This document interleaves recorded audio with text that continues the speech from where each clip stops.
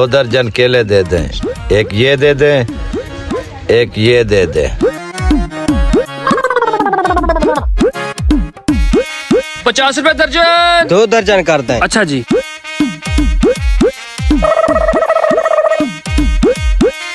शुक्रिया। ये हुई ना बात। ऐसे में मंडी में रोज रील होता रहता था। अब जहाँ ये हराम को रेडी लगाएगा मैं भी वहीं लगाऊंगा। केले बहुत थोड़े रह गए हैं। अब ये हराम को सोए तो मैं कुछ करूँ ना। चलो।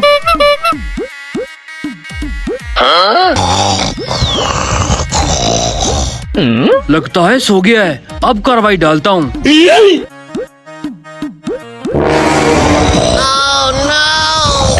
हरामखोर, मैं बताता हूँ तुझे कैसे 150 रुपए वाले केले 50 रुपए दर्जन बिकते हैं। अरे भाई साहब, कसम से आज की बात 150 ही बेचूंगा। प्लीज मुझे माफ कर दे, मुझसे गलती हो गई। हरामखोर 150 बेचेगा और वो भी चोरी के।